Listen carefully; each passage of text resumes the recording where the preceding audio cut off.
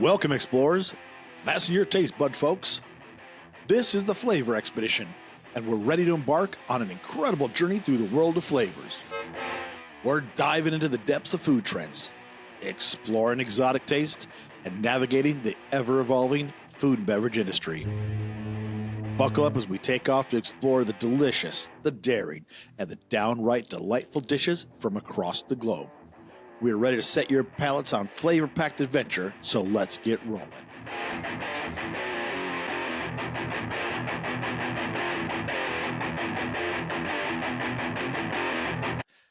And here we are, folks. Welcome back to the Flavor Expedition. I'm your co-host, Dan Fallacy, along with my partner in crime, Chase Obuchen. Hey, Chase, say good morning.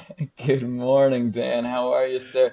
I'm very excited for today. We have a very, very special guest with us, a chef who needs no introduction, but I'll give a short one so all of our listeners have a little bit of background. She's done a million things. She's had some absolutely incredible jobs, some of the coolest jobs I've really ever seen. From everything from starting out at the Ritz-Carlton as a pastry chef, being an executive chef for DreamWorks Animation, working in Antarctica on McMurdo Station. There we go. And, now an absolute industry leader in food advocacy, education, food systems, and, leading the charge on making more good food available to all. Miss Jill Overdorf. How are you today, Jill?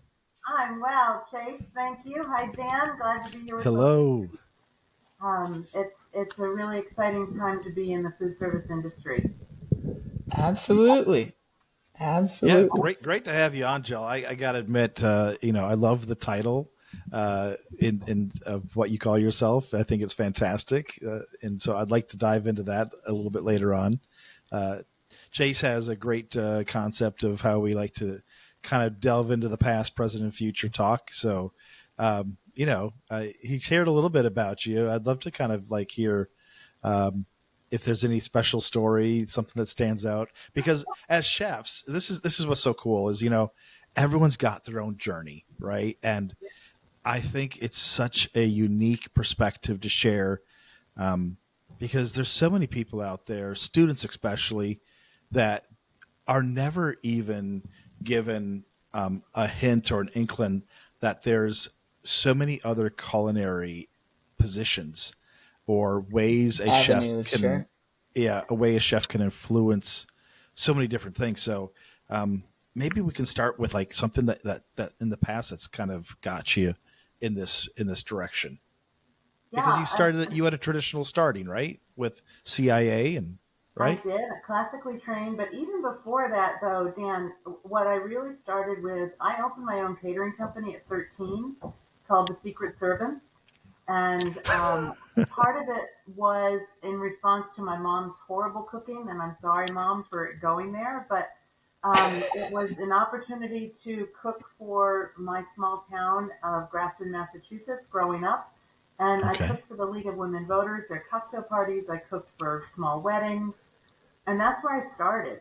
And in New England, there's this really perverse idea that to be worthy, something has to be hard. And it has to be tough work. And cooking for me was so easy that I didn't ever see it as a vocation because it was natural. And it was one of those things, as you both know, when you love food, it evolves and it's easy. And that's just how your brain is wired. Mm-hmm. So I never thought of it as a job. And then I ended up cooking all through college. I was cooking and a waitress during college, and it was just what you did. And then I worked for a catering company in Boulder, Colorado. Still no formal training. And I went to Alaska to cook at a backcountry fishing camp because I had broken up with a boyfriend and I was showing him. And what I ended up doing was showing myself that one can do anything they put their mind to. All of our meals were brought in by float plane, and I had to plan 2 weeks in advance. And if you forgot your case of eggs, you were pretty much SOL for those 2 weeks. And so you learned very careful procurement and planning, but you also learned really good menu planning. And that was my catalyst to go to the culinary and get paid something of value for the work I was doing. So then that leads up to the classical training at the culinary. Very Wow. cool. I think And that's so hilarious to I hear was about gonna the say, boyfriend aspect, you know? I was gonna say, you talked about working in Alaska, but I mean, we've never talked about the fact that you worked in Antarctica. Um, I did. you know, what before we get too far down the road, I mean, I want to definitely hear just a little bit about what that was like, and what challenges come along with that. Working in Antarctica was so I was just coming off of my time in Aspen, which is a beautiful mountain town, and I had made a pledge to myself that I was going to be on all seven continents by the time I was 50. And so Antarctica was one of them. Their base was the Antarctic Support Associates in Denver. And so they were changing their culinary program from military to civilian run the year that I wanted to go. And so I went down as part of the team to craft a civilian program, a culinary program for the Antarctic base in McMurdo. It is basically a small college town. And when we're in season, it's about 1,800 people. There are Huh? 4 bars. There was a bowling alley. There's a hairdresser. There's their own fire station. The Huh? coolest job on base was the guy who ran the greenhouse. He was a Rasta dude who grew tomatoes for on base. Cool. Um, and Wow. so we went in and out of, I decided I wanted to go down. I went down as their executive chef and working under the team there. There are 3 shifts, and we're feeding people round the clock. So regular day shift, night shift, and then mid wraps, which is the midnight rations. Sure. When you're somewhere remote, whether it's on a ship or in Alaska or Antarctica, food sets the tone for everyone's attitude. And Oh, if yeah. you have terrible food, I mean, think of Shackleton and the guys on his ships. If you've been anywhere, food will make a bad place good and a good place bad. Fair That's a enough. that's a Yeah. great quote. That's really, really interesting. Yeah. Because yeah, you're so far disconnected from everybody, and I Hmm. think it's really, really amazing. The power of food is really what I took from that statement, right? Sure. And being able to lift spirits. Yeah. We've had some conversations on previous podcasts around nostalgia and the whole bunch of other trend things that people go back and reflect on. But what was one particular dish you felt like made this town happy? Baked, homemade baked bread every day, every shift. We had an Sure. incredible baker. We had big flat ovens that the homemade bread made it, and desserts. So he did rolls, pastries, bread, desserts, yeast bread, and it made every meal. Wow. Very Uh, cool. it was, Simplicity and of bread. yeah, and it's really, chop wood, carry water, eat bread. And I think that really a yeast bread makes a difference on a plate for somebody who's, you talked about nostalgia, somebody who's homesick, somebody who wants just a little bit of comfort. That was Sure. there. The Yeah, there's something very special. challenges of Antarctica is we don't have what we call freshies or fresh produce coming down. And again, it's one of those things like Alaska where you have to plan in advance and the plane lands. The logistical challenges of of Antarctica are that it's an 8-hour plane ride from Christchurch, New Zealand. And halfway into the flight, if the weather's bad, the plane turns around and doesn't come in. Oof. And so some days you have bad storms and they can't land, so you don't get your greens or your salad or whatever it may be. And so you have to Wow. plan ahead for that as well. Woo. That is that's some serious logistics. Very cool though. So before we, get on to Antarctica, I could probably talk about that for the rest of our time, but I want to make sure that we are on topic and staying with what we wanted to discuss today. So, um, as Dan highlighted a little bit there at the top, we have a kind of standard format for every episode of, Mhm. past, present, and future. And it's all based around a topic. And today's topic, of course, I don't know if I've already said it. If I have, I apologize for the redundancy. But if not, it is hospitality is an everyday kindness. So Jill, I wanted to kind of get, your perspective on it. We can start from, a past perspective and where this developed for you and how this topic came to be so kind of close to your heart and something that you're passionate about. Yeah, it really, you mentioned at the top of this that I was a pastry cook at the Ritz-Carlton. That really is where it started. If anybody has been to the Ritz or has worked for the Ritz, the entire premise is we are ladies and gentlemen serving ladies and gentlemen. And that has never ever left me in the rest of the course of my entire hospitality career. And there is an inherent responsibility to treat the people with whom you work and the people you serve with the same grace. Sure. And that coupled with I have a personal mantra that I want to impact everyone with whom I come in contact positively Sure. and leave with a positive experience. And whether it's the person at the grocery store, whether it's the guy in the gas station, we have an inherent responsibility as human living beings to just be nice. Yeah, Sure. that's pretty Hey, true. I can It's absolutely agree with that. I think it's interesting because hospitality is so often from our world, right? We associate it strictly with food service operations, right? Mhm. But the way you just phrased it is it's everybody's responsibility to be hospitable and offer hospitality, and so it resonates beyond the restaurant, beyond the plate, beyond the chef, the server, right? I hope Yeah. so. Something that I always kind of think about is, I don't know if it's an old saying, maybe it's just something I've heard several times where I grew up, but they always say you can taste when, food is made by someone who loves what they do, or if someone is upset, the food, it doesn't taste the same, right? And there's definitely a translation of, if you're happy in the back of the house, that's going to translate to a happy front of the house and a happy customer too, right? Yeah. Well, you think of the Like Water for Chocolate movie, which, has formed so many people's way of approaching food, but also energetically. When we meet people who are sad or who are angry or who are happy. And that influences how we not only approach them, but then leave that interaction. And and so if you can be kind and be able to help somebody have a better part of their day because of how you're behaving, why wouldn't you? Yeah, Yeah. I absolutely love that. I watched a video recently that talked about the impact of things like small talk.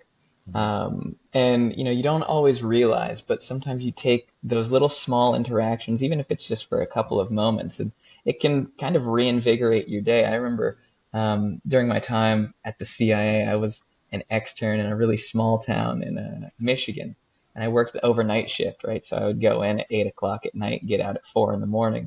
And the best part of my day, because when you're nocturnal, you don't have a lot of fun most days, was I would go to Cracker Barrel almost every day, and I knew all the waitresses there and things like that. And they had my regular order as soon as I walked in. They didn't even ask. It was, those little things where sometimes you make a connection with the people around you, and even if you don't know each other well, you all are happy that you're there.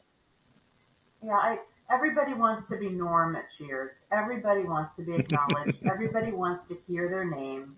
Sure. And it's not that hard. Even if you don't know the person's name and you walk by them in an airport and you look them in the eye and you smile, what it doesn't cost you anything. You just let Sure. them know that they've been seen as a human and Sure. you Yeah. move on with your day. And so for you at Cracker Barrel, everybody there knew what you wanted. They knew how you liked your eggs. They knew that you wanted Yeah. hot sauce on the side or whatever your specials were. And Sure. it's nice to have somebody know you. Yeah, Yeah. definitely. That's absolutely right. And so, I feel like these sorts of things come about from, experiences where maybe you have experienced poor hospitality or a lack thereof. Is there something where, something sparked this as a kind of uh, either mission or value that became integral to, the way you cook and operate? Wow. We have how many hours to talk about this? We've all been somewhere. I had the very good luck of one of my first jobs was working with Le Cirque and Chirco in New York City. And the Macchione family was the stalwart of hospitality.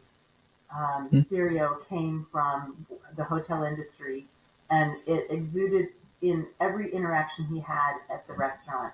And to see somebody of that caliber, with that grace and stature, treat everyone and meet them where they were and elevate their space in the world because he treated them with respect, sets the tone for how you go into your life and work with other people.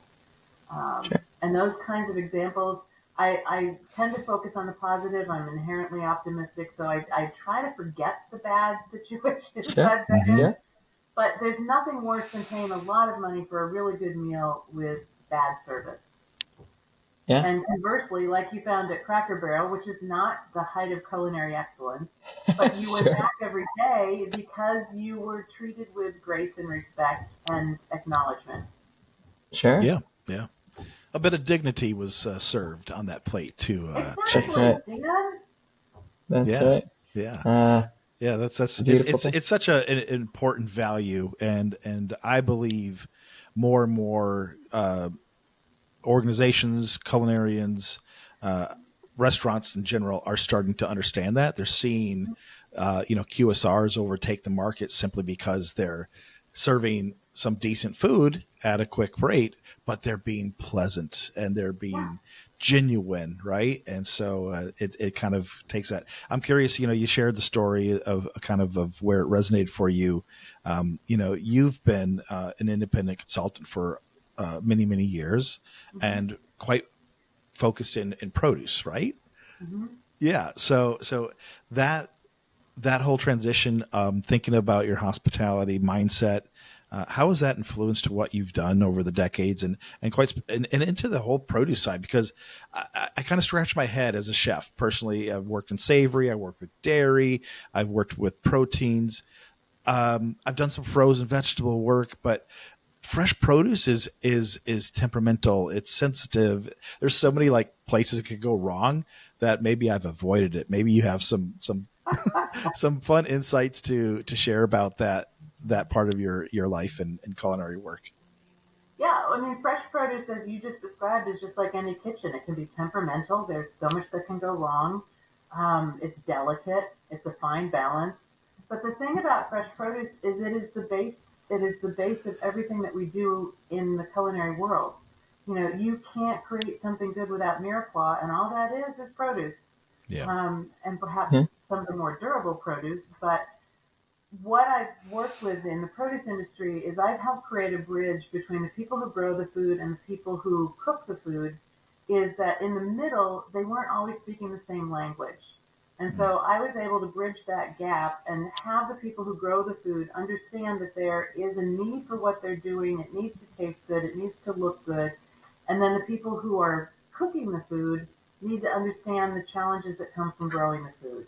And that's where I provided a bridge of understanding and knowledge. And it has created a really, really good career for me, because as chefs, we don't always study when seasonality is. And so it frustrates growers, it frustrates distributors. We can't Mm-hmm. get it. If you see something on the Food Network, it's inherently shot 6 months ago, so it's not in season. But Yeah. you're calling Sure. for that pink pitaya that you saw because it'd be so cool in a salad, but it doesn't grow in December. So let's let's do your homework as chefs, and Yeah. that's where a lot of my successes has stemmed from, is understanding the differences between what a chef wants and what a farmer grows, and how do you then dovetail those things. Yeah, it's really interesting because as a Minnesota native who was transplanted to Florida as a young teenager and lived there for 30 years, I kind of forgot what seasonalities were all about. Mm-hmm.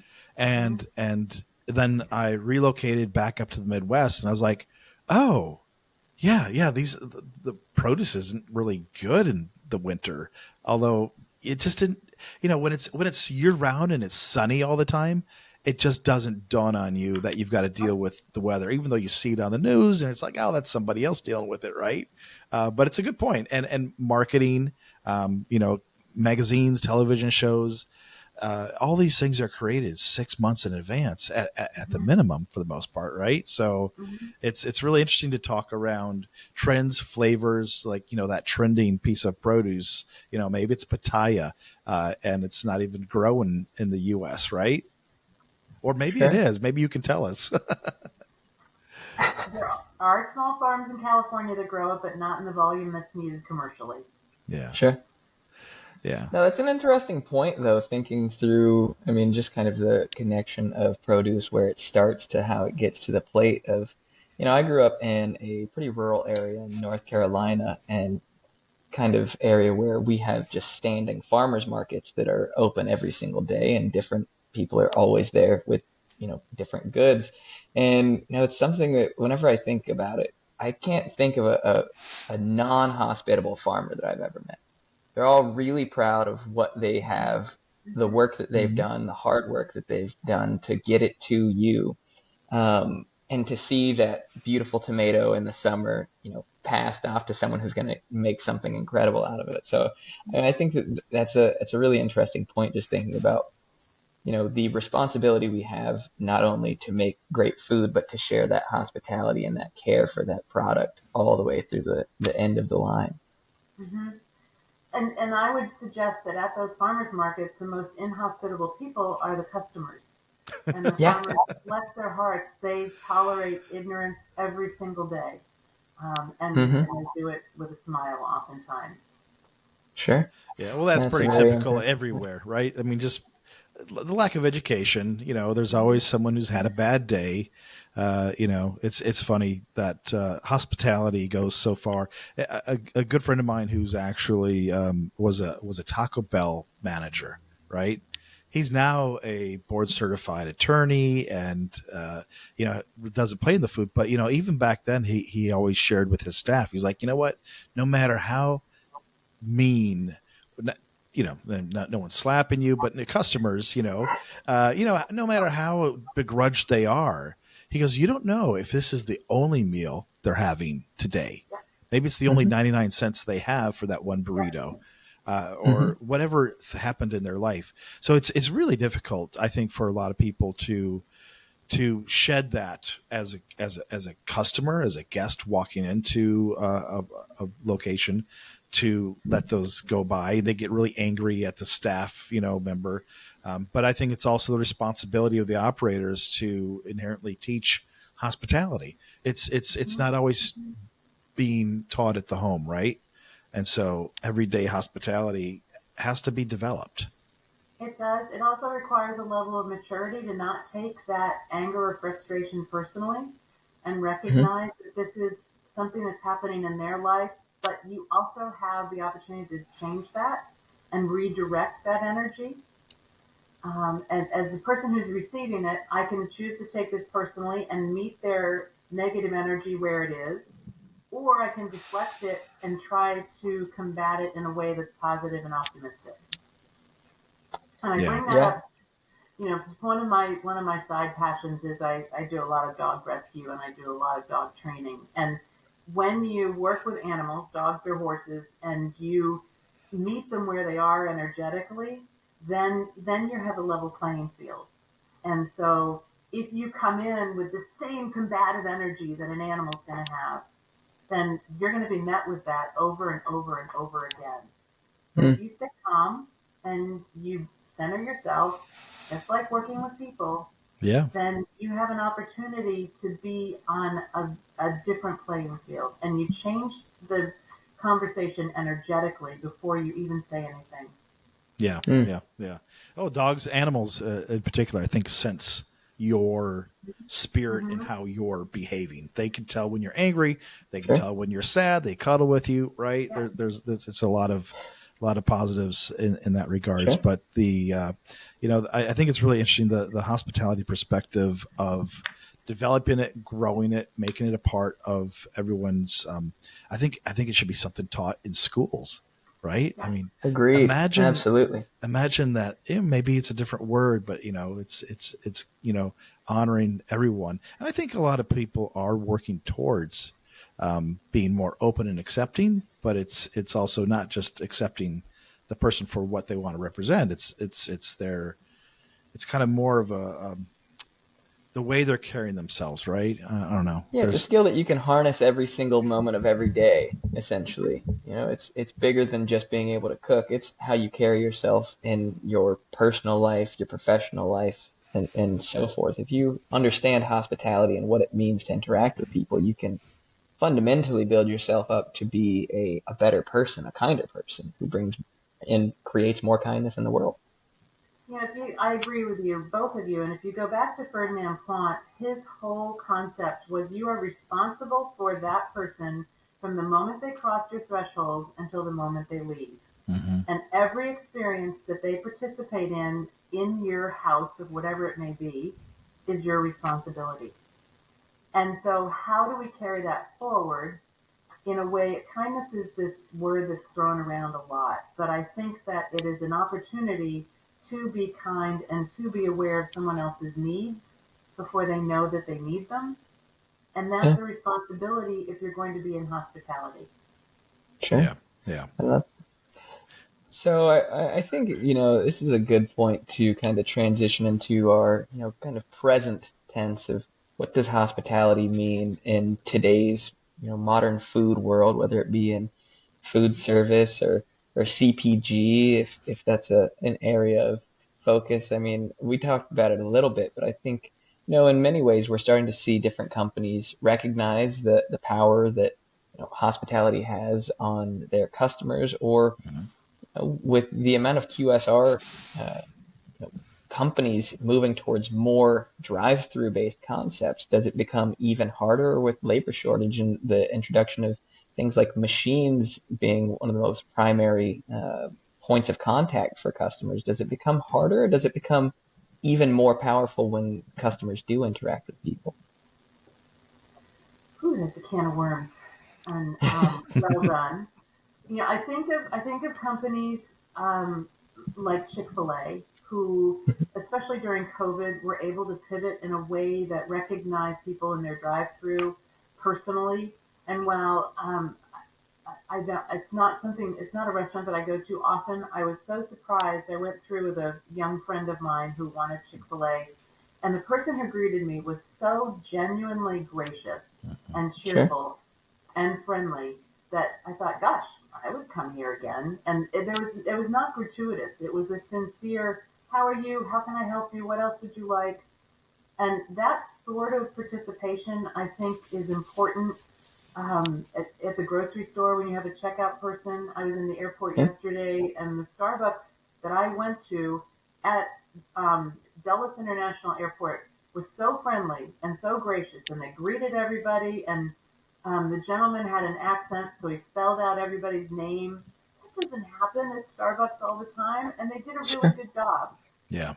But I think an extension of that, Chase, we talk about robotics, we talk about those other things. An extension of that, for me, in larger corporations, is that hospitality and it becomes customer service, but it also becomes a level of sustainability for internal team members.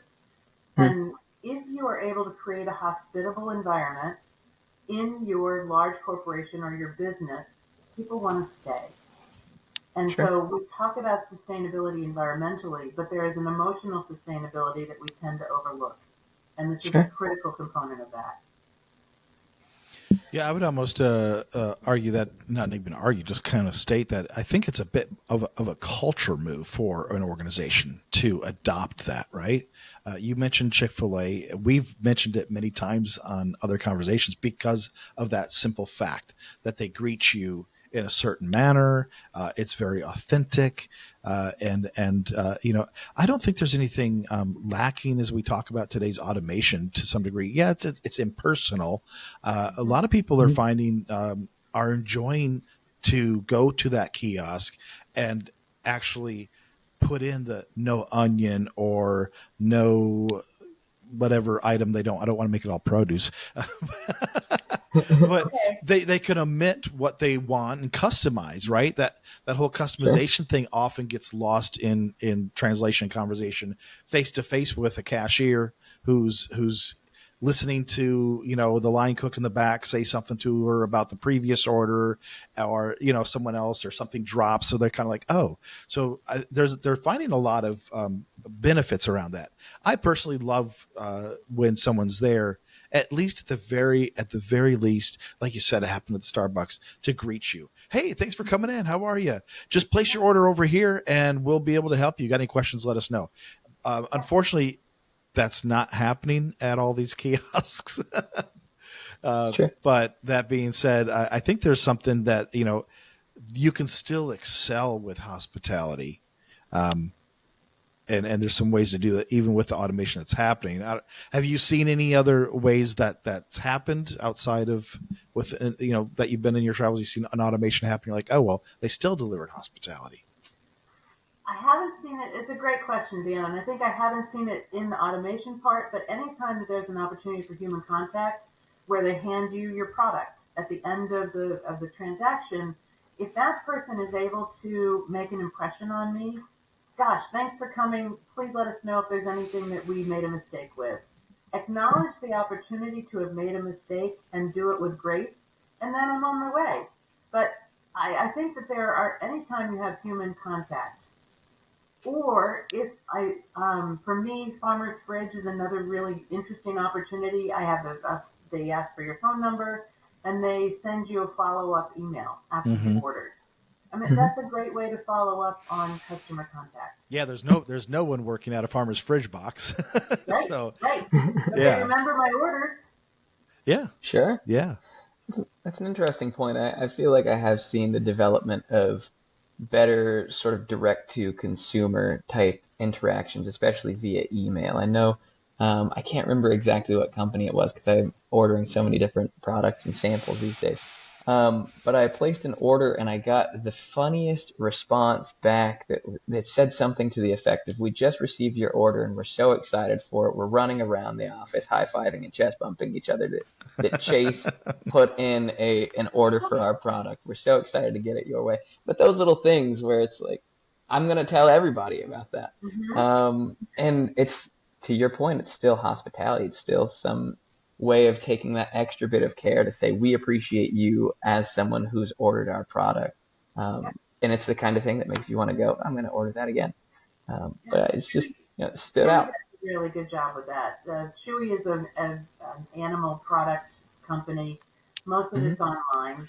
But if I have a story of somebody lost their pet, they had just ordered a product, they lost their pet, Chewy sent them flowers and a credit for the product that they had ordered. Oh, wow. That is a great sign of hospitality and understanding an extenuating circumstance. Yeah. Yeah. Wow. That's awesome. That's a unique way to do it. Yeah, definitely. Yeah. Who knows? There's so many ways to embrace hospitality, and quite honestly, some of these are not new ideas, but they're novel, right? And it just takes a little bit of effort, the silly email, right? Or even if it's just that last minute, as they hand off your tray of food to you or give you your to-go bag, to just offer that one last glance, right? And so it's not necessarily direct human contact is what I'm hearing from you, but we're discovering it's just the action of hospitality, which is something very interesting. But it has to be sincere. It can't be gratuitous. It can't be cavalier. It has to be with intention. Yeah. Sure. Yeah. I mean, to me, hospitality has always been this welcome and thank you and something coming from me. I'm giving you hospitality because I'm truly happy you're here. Now, granted, it started because I had to say it by my employer standards. Sure. But it's developed into this natural, authentic. Yeah, I'm truly grateful. It's really, it's fun. You get invited to friends' houses, and there's some friends you want to go to their house, right? And others that you're like, I like them, but their house is boring, and they're lacking hospitality, right? And to me, that's always a little bit of music, a little bit of ambiance softly in the background of something that sets the tone, right? Creates an atmosphere. And then it's, a couple, a platter of something to snack on and the offering of a drink rather than, oh, yeah, you know where the fridge is. Sure. I mean, Jill, you made a really great point earlier, and that everyone wants to be Norm from Cheers. And when I think about a really great example of that in, food service, I always think of, have either of you ever been to Moe's? No. Oh, Moe's Bagels? No, it's a Southwest grill, kind of similar to Chipotle or anything like that. So it's kind of an East Coast based thing. Yeah. But every time you walk in, everyone who's working behind the glass, who's making burritos and everything, when someone walks in, they yell, Yeah. "Welcome to Moe's," Yeah. everybody. Welcome to And so Moe's. Yeah. it's that kind of moment where it's Yeah. like, oh, I'm being recognized as soon as I walk in. I can't just walk out if I don't see anything I like. They all know I'm here. Yeah. So I think it's also just that fun sort of thing where sometimes hospitality, because some people are very much, introverted, and everyone should be respected of how they want to be or how they don't want to act.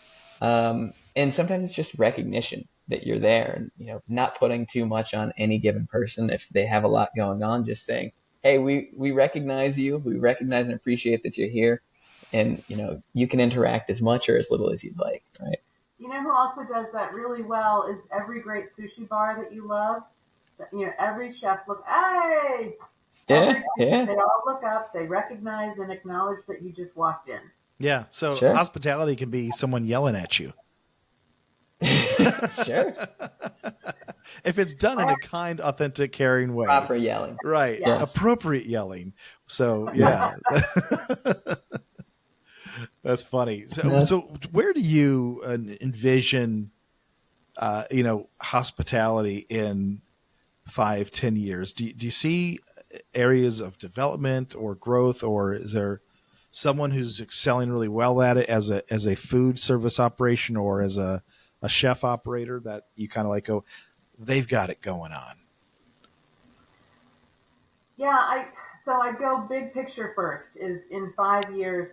I think that post pandemic, we are all searching for community. We are all searching for ways to be connected that those 4 years, 3 years took away from us. And we're redefining what it means to be part of a bigger society and a bigger community. That's farmers markets are a part of that. Coming back around the table is a part of that. And so I see hospitality and grace and kindness being evidenced more and more in community. Um, who's doing it well? I think of stores like Wegmans. I think of stores like Gelson who Sure. acknowledge their customers. If you go to a very high-end boutique somewhere like Saks Fifth Avenue, people don't really buy at retail anymore, but they're more online. But if you go into the store, a really good salesperson is evidence of hospitality. Yeah. And they acknowledge you, they know what you like, they're willing to take the time to talk to you and find out who you are. And that's where I think the extension of this goes is that large corporations and organizations will understand that hospitality is inherent to a good sales approach and that Sure. it is acknowledging people. Yeah, it's a really big question, Dan, and I appreciate the context of 5 years, but I do see a cultural swing back to just being pleasant and gracious and kind. Yeah, I Yeah. love that. One of the things that kind of stands out to me as we kind of look into the future of hospitality, um, it feels like every single, you know, whether it be QSR, FSR, um, they all have an app these days and some sort of loyalty based, reward tied to them. And You know, as silly as it sounds, I mean, I don't know if either of you have seen the $1 million Whopper thing that Burger King has been working on, but they ask people to input some version of whatever their perfect Whopper would be with whatever kind of toppings, right? And if you do that, you give them a single idea, they'll give you a free Whopper if you spend $1 at their store, right? So it's kind of that recognition of we appreciate you taking the time, telling us what your perfect thing would be. We're going to give you a free one in exchange. And ssimilarly, you have companies like Taco Bell and so forth that on your birthday, which they know through this app, they give you a free taco or whatever it may be. So, we talked a bit about the fact that it doesn't have to always be a person-to-person interaction, but even if it's a digital recognition of you and your enjoyment of a specific brand, we're going to give back to you and appreciate you in that way. I think there's something fundamentally relatable about that to so many people. And hey, like we said at the top, if it's you're only 99 cents and you have, that $1 and you can get a little something extra or for your birthday, a lot of people need that. That makes people, happy. It does. I would push back a little bit. I have a fundamental challenge with all the apps because I think it's an inexpensive way for them to get marketing information, sales Sure, information, and part of me doesn't want to be a part of that. But I totally. do understand the benefits as well as somebody who is a loyal United Airlines flyer. They have all of my information. They know where I go, and so it's a delicate balance. Yeah, Absolutely a fair they point. know way more than they really should, to be, Yes, But I agree with you, Jill. I think there's something interesting about the apps that I think there's they got to go above and beyond some way, um, more than just that free. Here, oh, it's your birthday, come back, which is nice.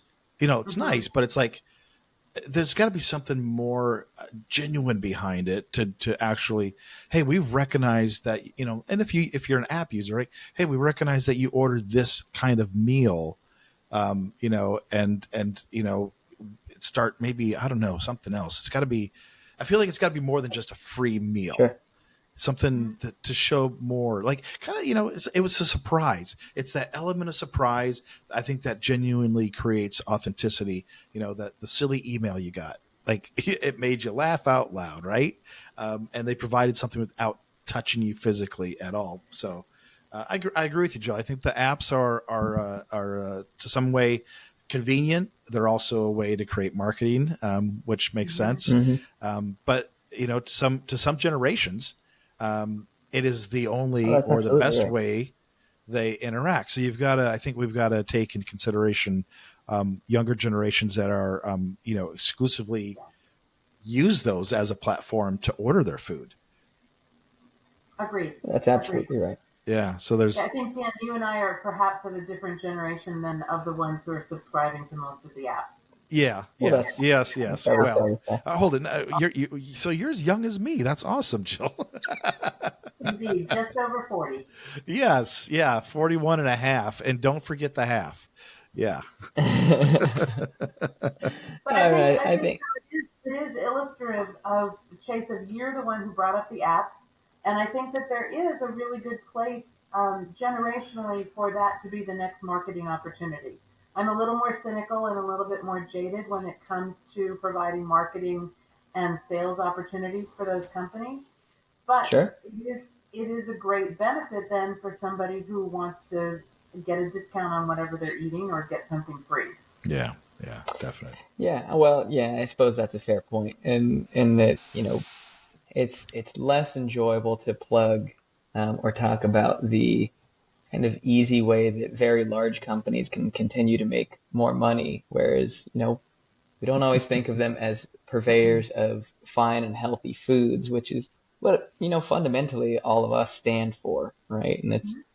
Mhm. it's it's a tougher row to hoe if you're a farmer or a smaller producer, and yeah, I think that if anything, it gives you more of a potential for being that person that stands out when you know everyone else is leaning into apps and technological interactions that, like they say, the world is always moving in a cyclical fashion. Things will come back to face interactions being much more potent, much more valuable than this, kind of sterile, exclusively technology-based interaction. And I don't think they need to be mutually exclusive. I think that there are parallel roads Hmm, where you can have an app at a company, but then if I go into that Taco Bell, they had better be hitting it out of the park with personality behind the counter. And sure. so then, yeah, I'm absolutely, because they just enforced what they gave me in the app. And so I'm going to support whatever company does that. Mm-hmm. And so it's not an excuse for not having good personal interaction and good hospitality, but I think you could really up the game if you supplement them and they work on parallel tracks. Absolutely. Yeah, yeah. Absolutely. Well, hospitality touches so many different parts. I think this is just a good scratch on the surface, but it's really interesting, the dynamic background, the mix and variables that have influenced you through your development and growth of hospitality. I know the things that have changed me, in that mindset is different companies I've worked for as well, and also personal choices to be able to deliver, a little bit higher perspective, more positive, more genuine. But with all those pieces, I'd love to be able to give you a chance, Jill, to kind of let people know where they can find you, because you've been so generous with your time. Is there a website, a LinkedIn page, and maybe just a snippet of that for us? Oh, thanks, Dan. Yeah. So my company is called the Produce Ambassador, and I work to elevate the idea, the concept, and the use of produce from field to table. And while field to table may feel a little cliche, I've been doing it for 35 years. And so it is still something that is developing and forming, and we have new generations learning about the value of the really important field work and farm work and then bringing it to the table. And so the Produce Ambassador, I have a website. I also have um, a LinkedIn page with my name, Jill Overdorf. And I work with a number of produce companies across the nation and now internationally. So Fantastic. Nice. Awesome. Well, I think it's been a really interesting conversation full of culinary perspectives, real life examples. Yeah. Quite a bit different, I think, than what I, we've at least what I had in my mind. So I love it. I It's was different. I was I was gonna say, Jill, is there anything that, we didn't get the chance to talk about before we let you run, that we can make sure that, you have the chance to speak a bit about? I know you work in a million different incredible ways. I want to make sure we give you the chance to say anything that you have on the top of your mind or on your heart. that's generous. I want to thank both of you for giving me the opportunity to get on my soapbox about hospitality. I do Sure. think it's important that we continue to go through life with grace and kindness and not just have it be a tagline, but have it be really genuine when we meet people walking down the street. Having your hand on your steering wheel and just giving the two fingers to the person driving by you is Sure. not a lost art. And we just need to extend that, whether it's at the table or in our grocery stores or around in our community. Um, I do think that we have a responsibility to the next generations to model the behavior that we expect, Mm. Mhm. and be kind and let them know that there is room for them to grow and have their own expressions of kindness as long as they're genuine. Yeah, that's awesome. Thank you, I love Jill. that. Yeah. Yeah. Reach Well, down to the next generation and pull them up with you. Yeah, I yeah, like that. yeah. I like that. Well, Chase, is that a wrap? Are we done? I think we're good. Jill, thank you so much for your time. Thank you for spending some time and hanging out with us. And, I know that this will be a good one for all the listeners out there. Definitely a feel good one for me to take into the rest of my afternoon. And yeah, we'll talk to you soon. And of course, you're always welcome back if you ever want to hang out with us again. We'll uh My we'll pleasure. sign off. Yeah. Well, thanks so much. And we're going to just get a quick note to those that listen and follow us, our explorers. We have Swifty style fans, Jill, that we call them explorers. Yeah. They don't know that, maybe. I don't know. But just be sure to follow us. We have our videos up on YouTube. We've got links to it on LinkedIn. And there's a new web page up, so you can find that through our social link on LinkedIn for our landing page for this. So please stay tuned, share, and stay hospitable. Thanks so much, Jill. Thanks, Dan. Thanks, Chase. Thanks so much. All right, take care, guys. Bye. Before we sign off, we just want to say thanks for joining us. And if you're building that innovation pipeline, struggling to stay on trend, having difficulty with creating new and hard-hitting recipes and menus, or maybe you just need some sales support or product representation, just reach out to either of us on LinkedIn or go and find us on foodtrendtranslator.com or chaseopenchain.com.